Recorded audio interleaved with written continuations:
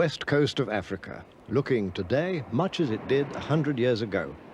At that time, the old evils of the slave trade had become a distant, though disgraceful, memory. But there now opened a new chapter of confrontation along these tropical shores. In past years, Europeans had come here for profitable business. Now they wanted more, much more. Old trading posts like this one had long been the scene of a partnership between maritime traders from Europe and local Africans. By the 1880s, that old partnership was being swept away in a dramatic change, the outcome of a new European drive for overseas empire. Industrialized countries led by France and Britain had begun to invade the Black Continent, each hoping for new sources of raw materials for its factories, new markets for its manufactures, and new positions of advantage against its rivals. This was called the Scramble for Africa. By 1914, only two countries remained outside European possession, Liberia in the west and Ethiopia in the east.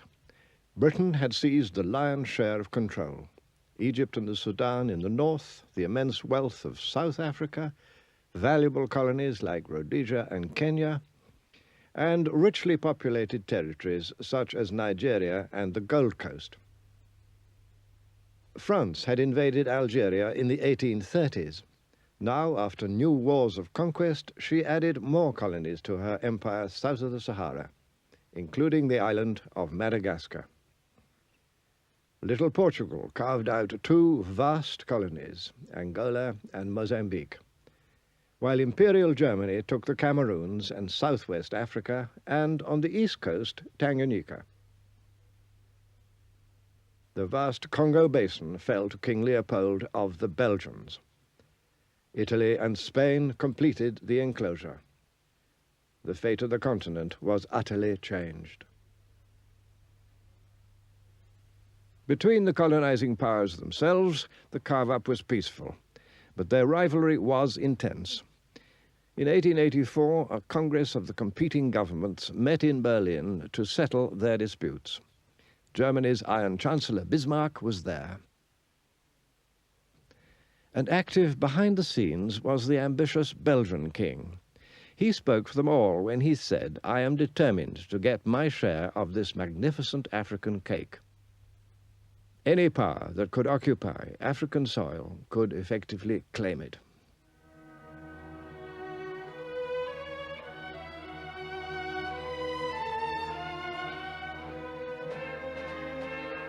Now the task was to stake out frontiers in utterly uncharted land. Said the French Prime Minister, "We have embarked on a gigantic steeplechase into the unknown." The British Prime Minister Lord Salisbury was to say of this period, "We've been engaged in drawing lines on maps where no man's foot has ever trod. We've been giving away mountains and rivers and lakes to each other, only hindered by the small impediment that we never knew exactly where we were."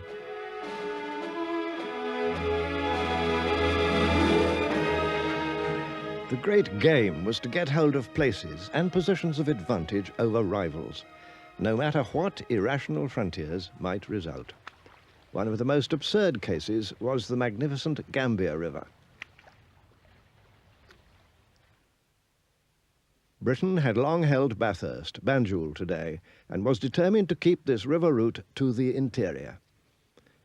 But France, invading from the west coast, enclosed all the territory surrounding the Gambia River in her new colony of Senegal. So the French were naturally eager to obtain the Gambia River.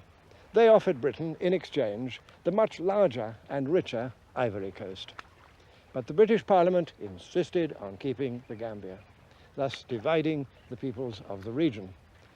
And the result was, and is, a country that is 300 miles long, but never more than 30 miles wide.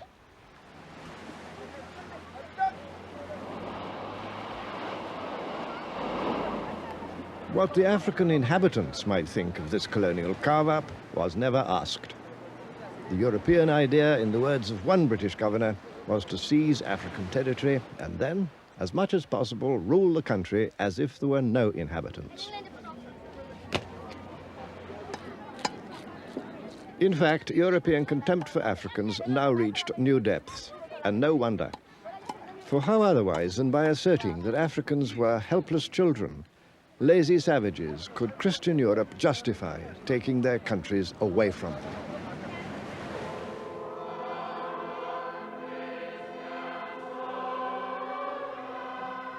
The helpless children, meanwhile, sang their own version of a famous hymn. Onward, Christian soldiers, into heathen lands, prayer books in your pockets, rifles in your hands. Take the happy tidings where trade can be done. Spread the peaceful gospel with the Gatling gun. The European invasions were widely resisted. Conquest was never easy. And sometimes, as these old drawings and photographs testify, conquest led to a ruthless killing that later generations would prefer to forget.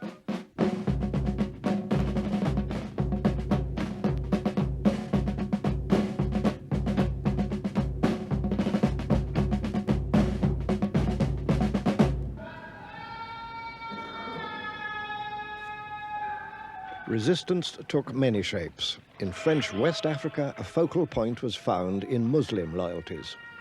Many heroes, still unforgotten, came on that scene.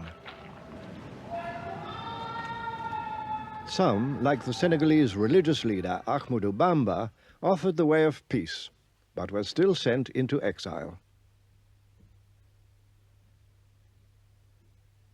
Others, like the fierce warrior leader Samori, fought off French attack after attack and was crushed and exiled only after years of war. Death took many, strong or weak. With the skulls of earlier wars displayed in their capital, Kumasi, the powerful Ashanti nation ruled over most of modern Ghana. Led by their kings, who had the title of Asantehene, they'd long defended their country against Britain. But now they desperately wanted a peaceful settlement.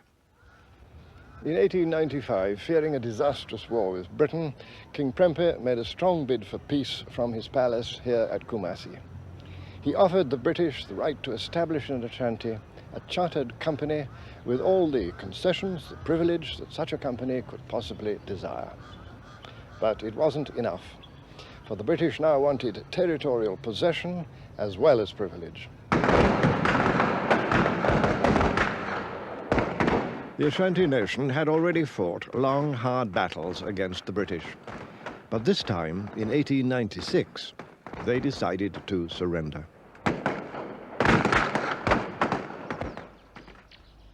In a ceremony of deliberate humiliation, the king was made to kiss the British commander's boot and then sent into exile. But it wasn't the end of the story. The British now blundered. A new British governor, Sir Frederick Hodgson, decided that he had to get possession of the sacred golden stool, symbol of the Ashanti nation's soul. Arriving at the British fort here in Kumasi, he ordered the assembled chiefs to hand the stool over. Worse still, he demanded the right to sit on it, something that no person had ever been allowed to do, not even the king himself.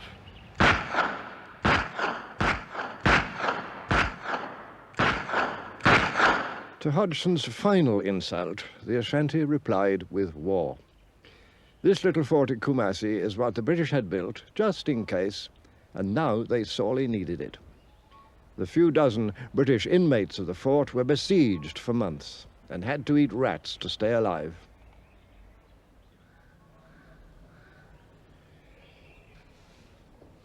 Hodgson's act of folly had exacted a bitter price. Efforts to send in relief from the coast were repeatedly frustrated by Ashanti resistance, until finally the governor and his wife got away to the coast and the absurd but tragic affair could be closed.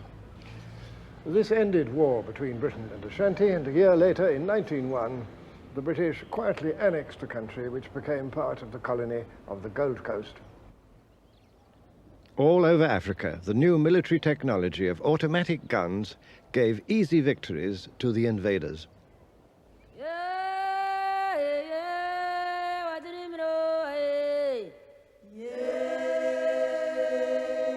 Countless resistors died, many thousands at the single battle of Omdurman in Britain's conquest of the Sudan. Meanwhile, in another part of the Sudan, the French were also scoring victories. For the most part, public opinion rejoiced.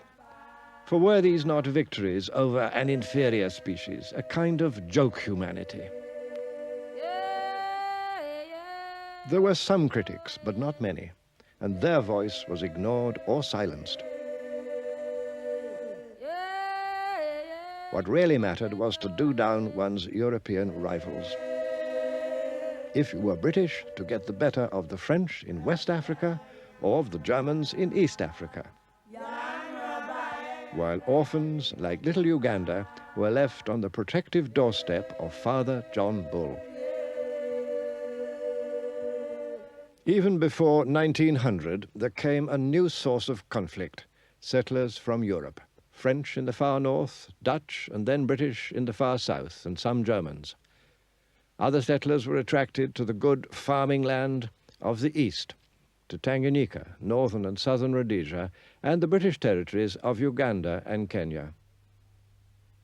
Once again, nobody asked permission. An early French governor had laid down the golden rule. Wherever good water and fertile land are found, he said, settlers must be installed without questioning whose land it may be. The settlers, not surprisingly, agreed. The next step in East Africa was to build a railway from the coast to the interior. The line was completed in 1901, and millions of acres of good farming land in Kenya were opened to white ownership and settlement for the buying price of next to nothing. These white strangers, oddly enough, were at first welcomed by the African inhabitants. But the welcome didn't last for long, for they soon discovered that colonial government wanted them to give things, above all their land and their labor.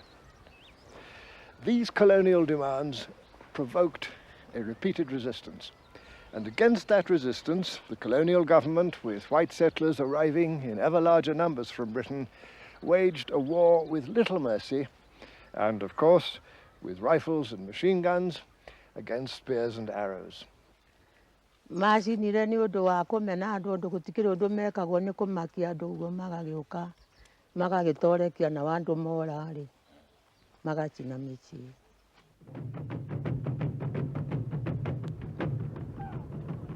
This beating down of a sometimes violent and desperate African protest was called pacification, or less politely, hammering.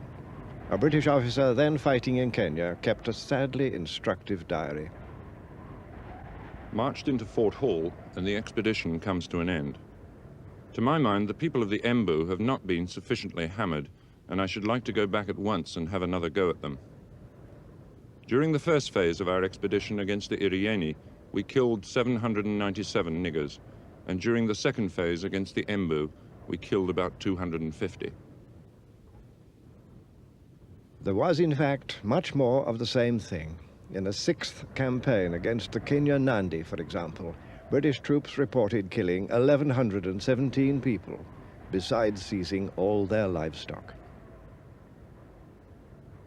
In 1906, a junior British minister in London cabled this protest: "Surely it cannot be necessary to go on killing these defenseless people on such an enormous scale." The minister's name was Winston Churchill, but on that occasion his intervention had no effect. Nĩtuonire kũrĩ ũtiganu ũndũ nĩmokire gũtunya andũ ithaka, andũ makoragĩra kwa mĩceni nĩyo yarĩ na tha. Andũ magathiĩ kwa mĩceni, mũndũ agakata haha, magoka magakata haha, thome ha mũndũ ũcio akaingatwo akorĩra kwa mĩceni.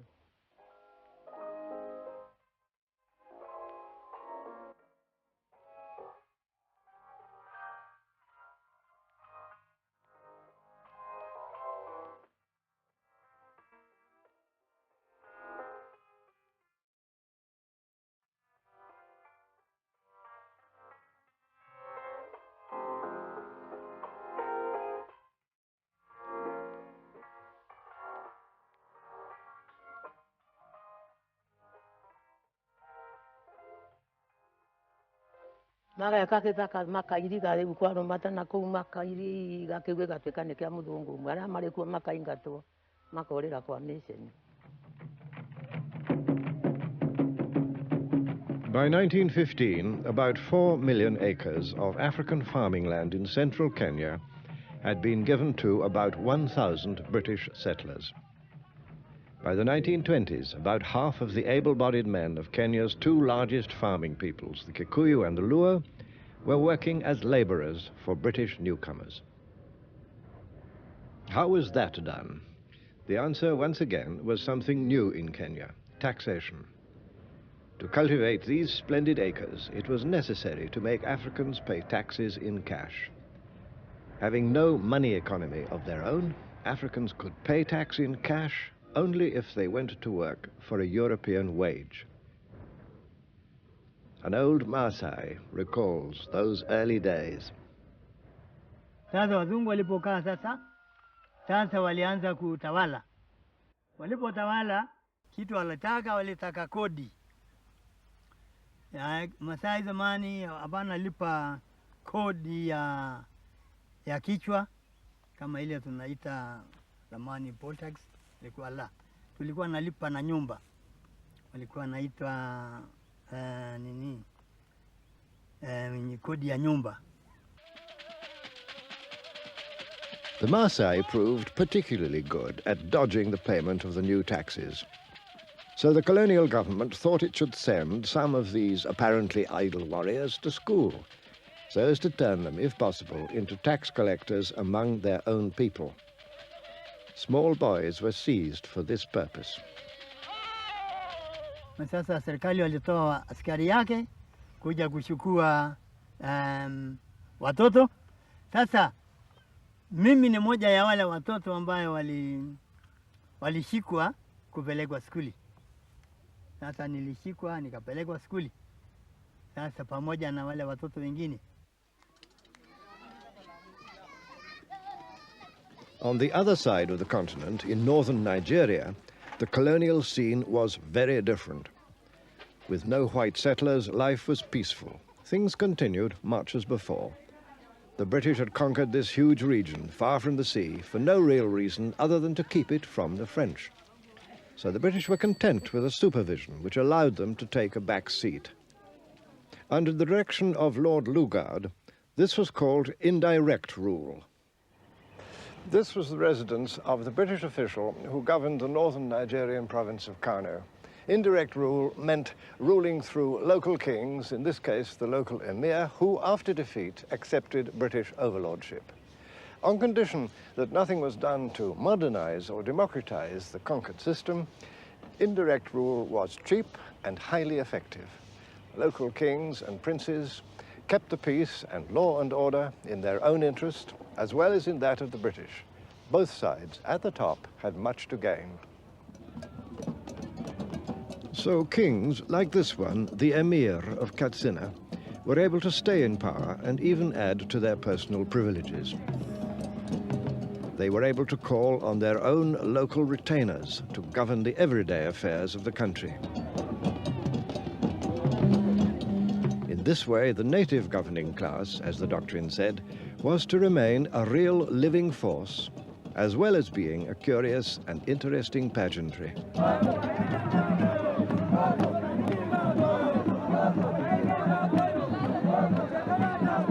The ceremonies are the same as 1,000 years ago. There were kings in northern Nigeria when Richard Lionheart set out on crusade. Today, he and all the emirs of northern Nigeria play their part as subjects of the King of England. But their subjects still show their loyalty as in the days when Katsina was warring with her neighbors.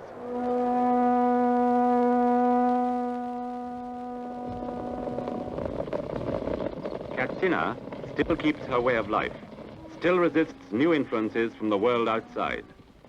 In short, no modernization of any kind, and therefore big problems for the future. I talked to Nigerian professor Obaro Ikeme. For the larger part of Nigeria, British rule did not mean anything for many years. In other words, although at the centers of administration, there was a change which could be seen by the people and felt by the people. In the outlying areas, life went on as if the British did not exist. If you take Lugard's own particular area, the north, for example, the seat of the emir and the seats of the district heads may have felt the immediate impact of the British presence. But the villages were ordered and run just as before, with one important difference though, taxation, that the people had to pay tax to a new power. The British built up a corps of Africans who became known as native administrators, developed some commitment to the system. The salaries were comfortable. They had power, which they used to enrich themselves at the expense of their followers and their subjects. Consequently, the British were able to succeed largely by developing a core of people who became partners with them. British officers, headed by a resident, are there in every emirate to advise and assist the emir and his ministers in their day-to-day work. And each month, the resident presides at a full meeting with the emir's council. There may be word from Nigeria's governor in Lagos, or from the colonial office in London, or the council may discuss the repatriation of pilgrims from Mecca. The dignity of the past, the traditions of Katsina, are present in the council chamber. Here, once more, this time behind polite words, was the essence of colonial paternalism.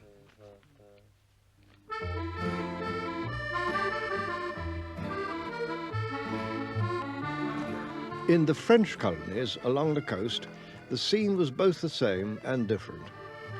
Dakar, capital of Senegal, actually the little suburb of Rufisque, a charmingly nostalgic place. Senegal was France's oldest colony in tropical Africa, and one where the French presence, like that of the British in northern Nigeria, could easily be absorbed. Generally, the French ran their colonies on much the same system as the British. But there was one important difference.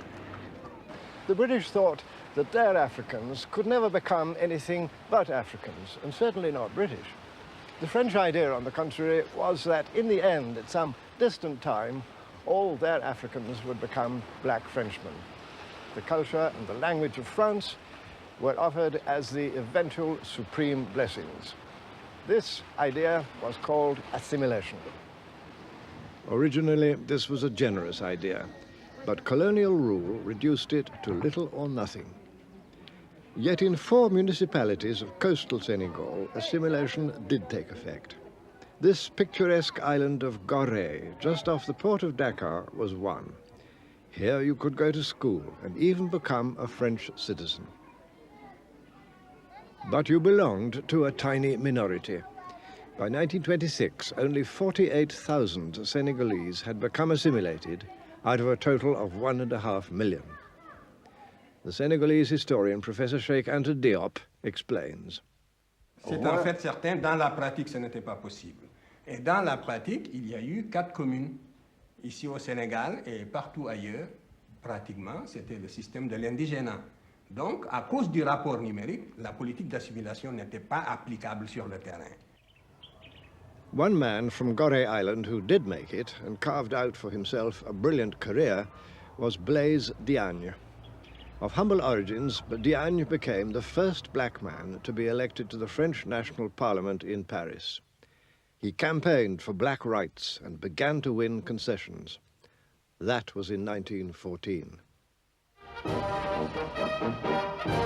During the First World War, an embattled France called for tens of thousands of African troops as Flanders swallowed its victims. Blaise Diagne agreed to be France's recruiting sergeant, and his African reputation vanished in the slaughter.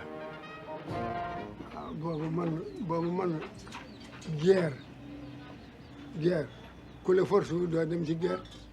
Ku la force wu doo dem ci guerre.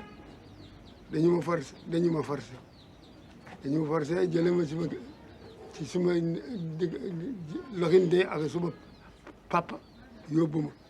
Aw ma ci sañ-sañ bañ. Aw ma ci sañ-sañ bañ moo tax ma dem.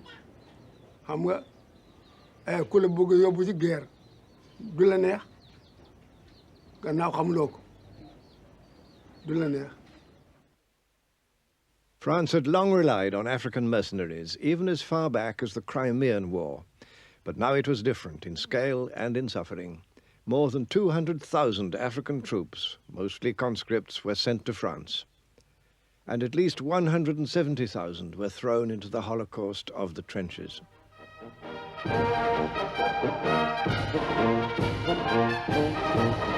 Thousands never came home.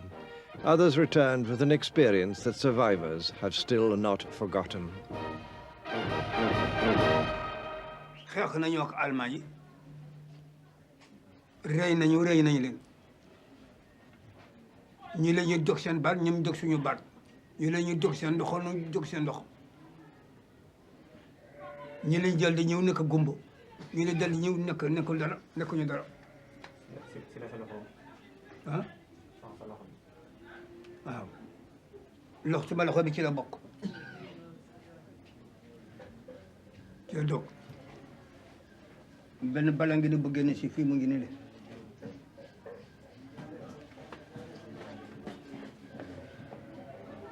benn bal mu ngi nii bu gibi meer mu ngi nii mu ngi dal fi génn si fii mu ngi. Shoulder to shoulder, white men and black men, equal in the trenches. Were they now to become equal in the colonies? Only the monuments suggested that.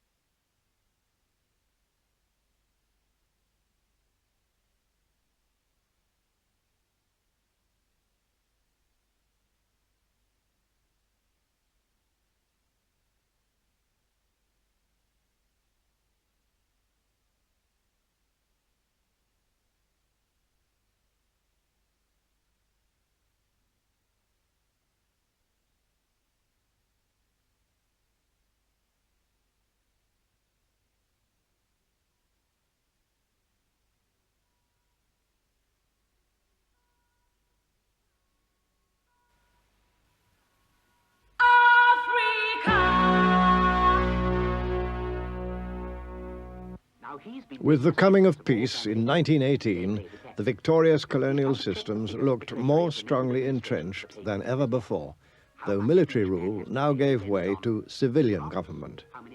This led to a far more thorough system of tax collection to pay for the government. The linchpin of the British system was the district officer. That's where I come in. I'm the district officer in this particular area. The native authority treasurer sends his figures to me for checking against last year's figures. When it's decided what the tax is to be this year, I go off to tell the chiefs and people what they're to pay and why. That's my wife. I spend so much time doing the rounds that if she didn't come, we wouldn't see much of each other. We take our beds and everything else, as the rest houses where we spend the nights have no furniture. You know, we're very ordinary people, but the pagans still find us a bit of a puzzle with our fuss and bother. That's the local chief. We ask news of the crops and the children.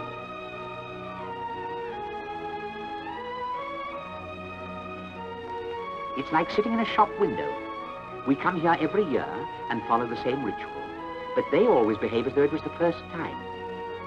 Peace is all very well, but it is dull, and they love a bit of variety. Many colonial officials were good, practical, hard-working people devoted to their ideals. They were sure that the strong paternal arm of colonial rule must be a blessing for Africans and would have to be continued for centuries. They firmly believed that if left to themselves, Africans would simply go on living as before, and that, they thought, would be a thoroughly bad thing. An old film tells the story as the colonial officials saw it.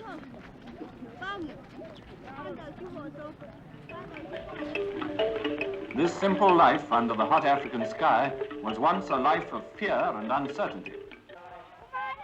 British rule has brought peace. The enterprise of European officials and settlers and of Indian traders has opened up the country. But there is still a long battle to be fought with ignorance, poverty, and disease. In these lands, where there are so many changes to be made, much can be achieved by money and the initiative of the white man. In the more favoured colonies, those were the hopes of the 1920s, and in some respects they were fulfilled. There came the founding of the first modern hospitals, veterinary services, and other benefits of Western life. But all the money to pay for these good things had to come from Africans. So there now began a drive for the export of crops to yield cash. The cash crop era got into its stride. Groundnuts, as here in Senegal, were a crop that brought cash to farmers and to colonial purchasing companies.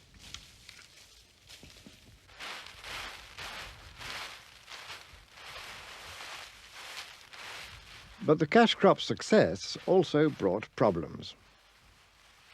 Il est certain que l'arachide a été introduit pour alimenter tout simplement la culture, la monoculture de l'arachide a été introduite pour des raisons industrielles, ni plus ni moins.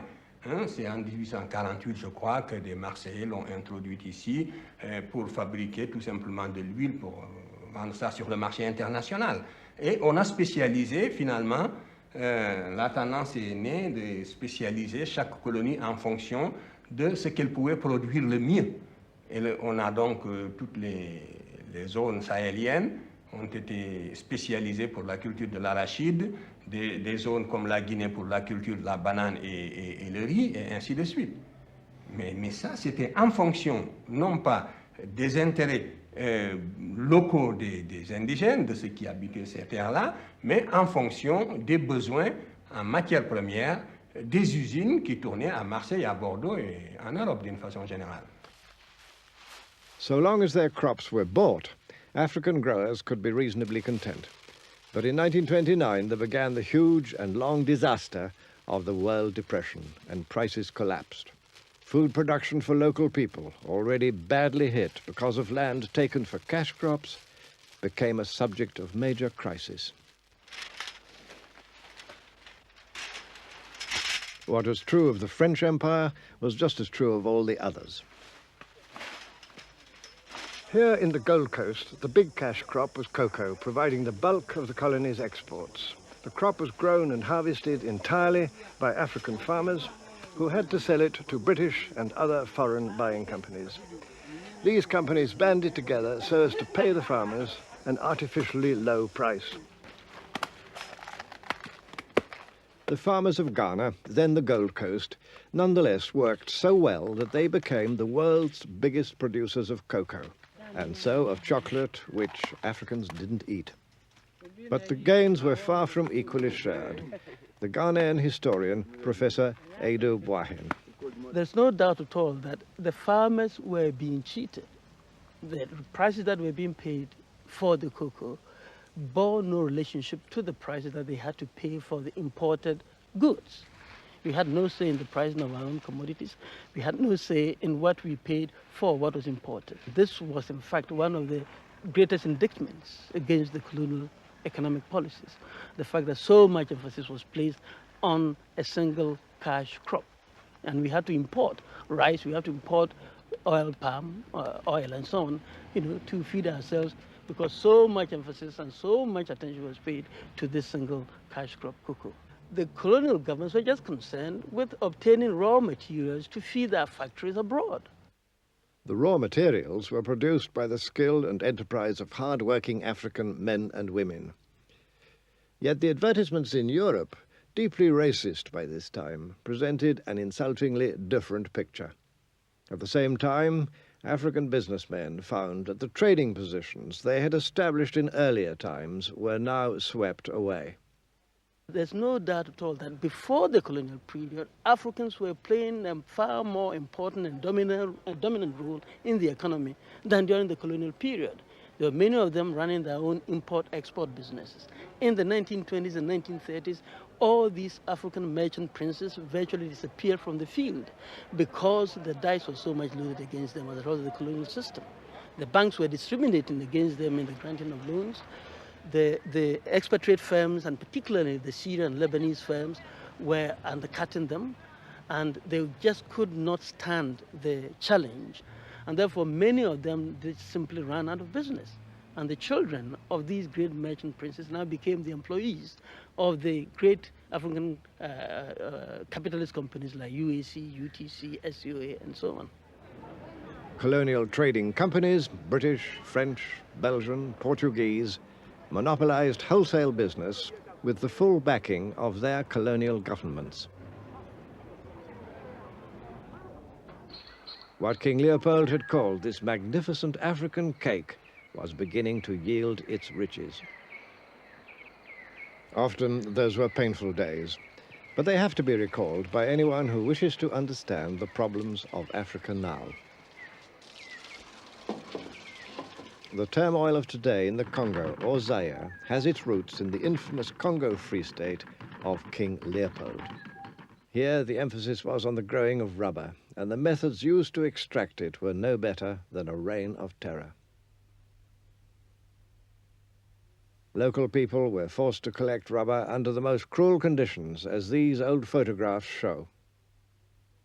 If the rubber they collected was poor or small in quantity, men, and sometimes women too, could expect to lose a hand or foot in punishment. Terrible things were done.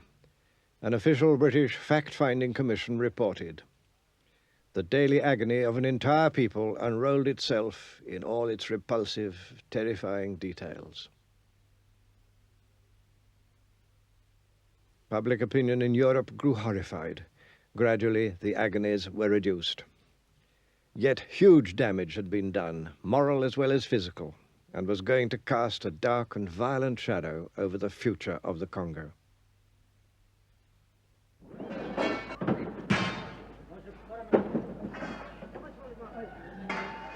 Forced labor by the 1920s was practiced on a wide scale in most of the colonies. All early roads and railways were built by forced labor. Much was achieved, but the cost in life and health was sometimes catastrophic. This spectacular railway in French Equatorial Africa was built by 125,000 Africans to link the coast with Brazzaville, the inland capital. Beyond doubt, a great feat of engineering. But before a single passenger could travel on it, nearly 14,000 Africans were to die in building it. Travel in comfort came at a price. By the 1920s, the colonial railway map was complete. These lines had one central purpose: to ensure the export of minerals and other wealth, most of all from southern Africa. European mining activity for gold, copper, zinc, diamonds transformed southern Africa, thanks again to African labor acquired by the usual procedure of administrative force and taxation. Conditions were hard to bear. Some 30,000 Africans died in southern Rhodesian mines between 1904 and 1933, mostly of disease.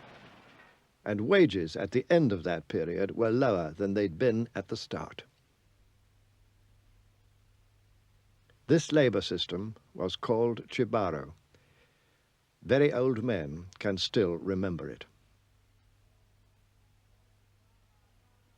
Oh, kwa apana umuntu wanga chiramba wanga vachienda zvavo kuchibharo kuti vabata chibharo waitaulirwa ishe vobvisa vanhu voenda kuchibharo kubasa. Gold mining boomed. In those years of Chibaro, the southern Rhodesian mining industry produced gold worth £87 million sterling, at the cost of 20 dead African miners each week on average for 30 years.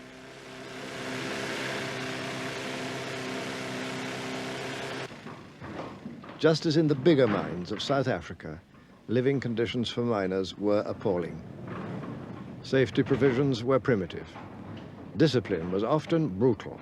Healthcare almost non-existent.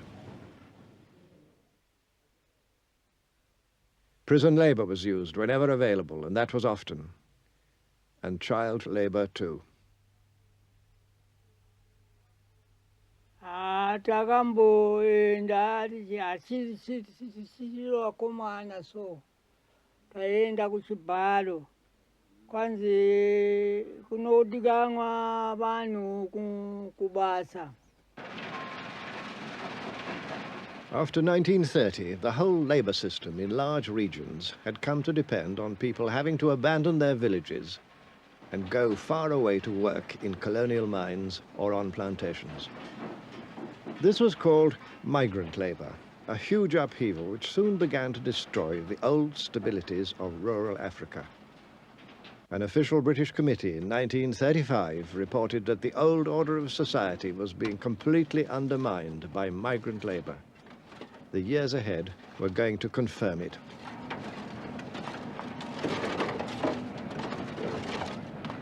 But it was in the Portuguese colonies, especially Angola and Mozambique, that forced labor was at its worst.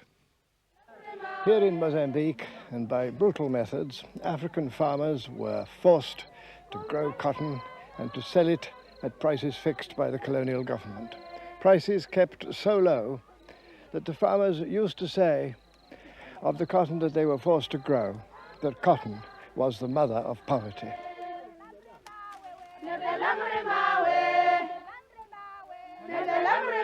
The raw cotton was sent to textile factories in Portugal and returned in the form of shirts for Africans to buy. All the profits were Portuguese. The more the farmers learned to hate cotton, the more they were forced to grow it on pain of severe punishment.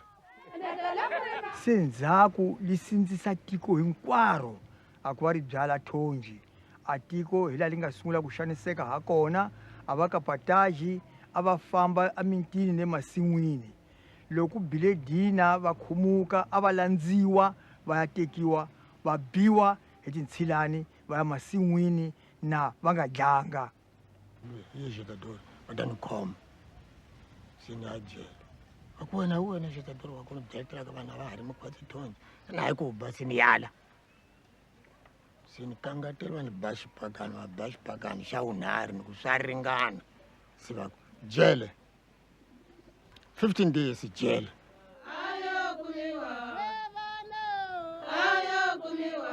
The farmers in this old film had no legal means of protest, but they could express their anger by singing anti-colonial songs in their own language.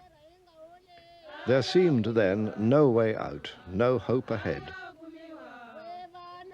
And before long, the same disaster struck here as elsewhere. Food crops disappeared, and once prosperous areas were hit by famine. Kunene tindlela tive tikulu nkama lowo hikusa aloku amutini lwangani vasati vambirhi vanharhu hinkwavo a va nyikiwa masimu ya thonji kutani athonji a li hlakuriwa kanharhu thonji kutani a ku nga ri na nkama wa ku tirha masimu a ku nga na nkama wa ku veni hi tirha masimu ya hina hi byala mavele leswi fanekelaka ha kona ni leswi hinkwaswo a li karhi hi tirha swona swa ti-feijão ni timavele ni hinkwaswo se a tindlela ti kula hi ndlela yoleyo.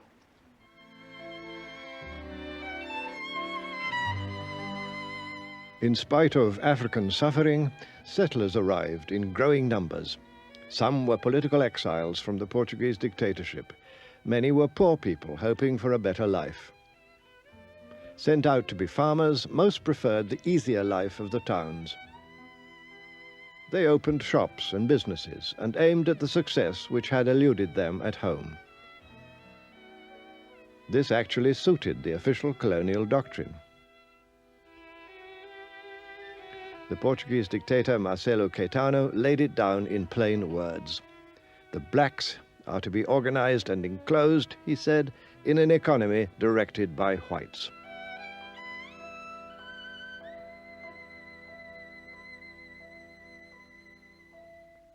loko ni sungula ku vulavula ni te ka dimshadore ni sekretari wakwe leswaku a guvernu wa maputukezi I guvernu leyi nga twala misaveni hinkwayo hi vunene bya yona kambe n'wina vadimixiradori mugele guvernu wa maputukezi Afrika a nga ta va kona hikusa a mu landzanga a swileleto leswi mu nga tela swona Afrika.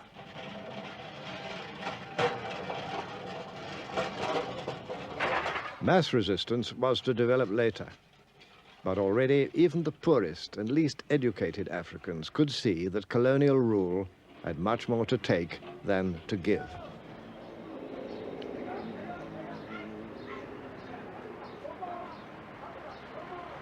Whatever good may have come from colonial rule has to be measured, unfortunately, against the essential aims of each of the colonial systems. These aims were frankly stated.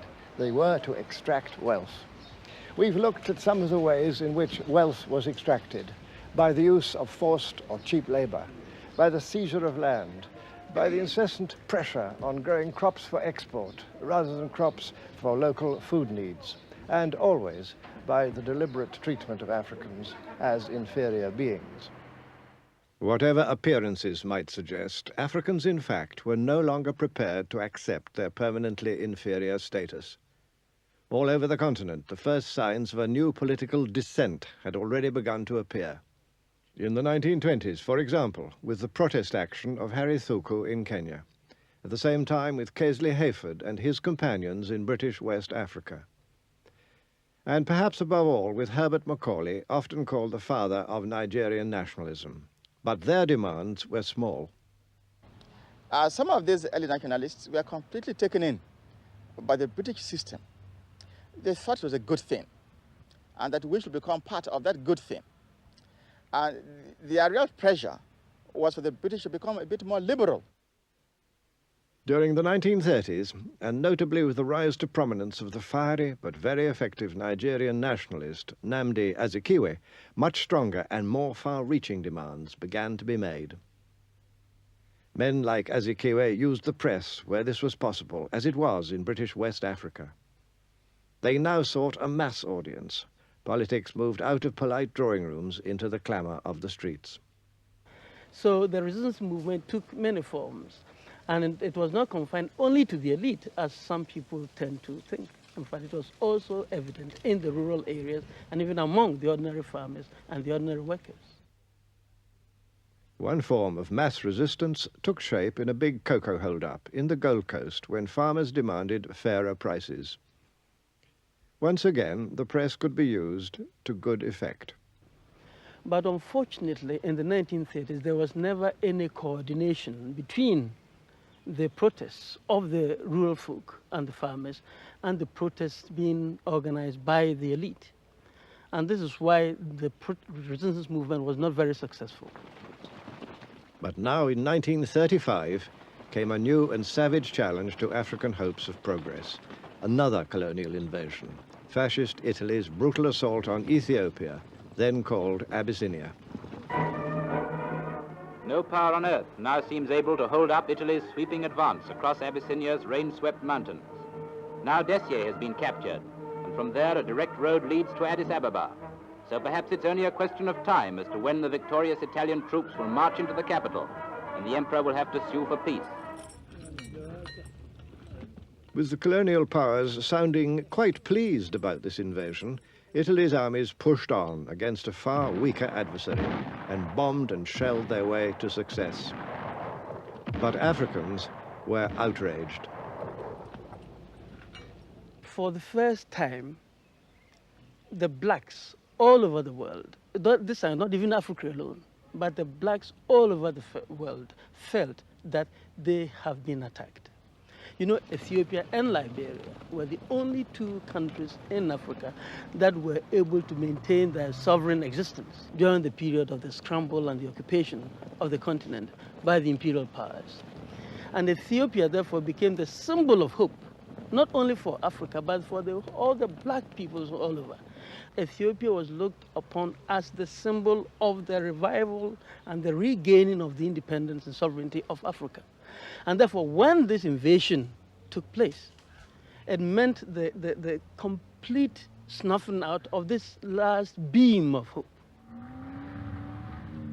Italy's troops entered Addis Ababa, capital of a now subjected Ethiopia. And still there came no more than verbal protest from outside powers. Yet Ethiopia's defeat, painfully confirmed when her people laid down their arms, sent out a call for action to Africans everywhere.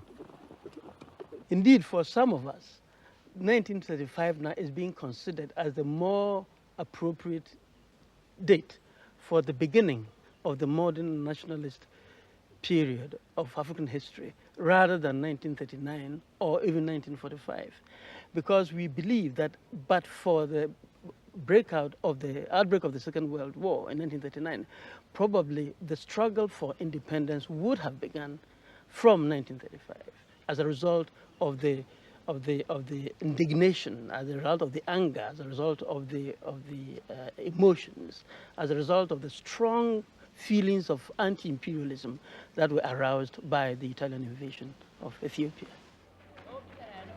Those feelings were aroused above all among the few who could win a modern education at schools like this one, at Chimota in the Gold Coast, where Kwame Nkrumah, future leader of the country's independence movement, had been a student. Young people began to read whatever anti-colonial newspapers they could find. Even in the midst of discouraging years, hope flourished afresh. A new generation of educated Africans, some of them trained here at Achimota, was reaching maturity. And then came the tremendous upheavals of the Second World War, surging with revolutionary force through the entire colonial world. By 1945, as we shall see in our next program, the scene was set for great dramas in a struggle for independence.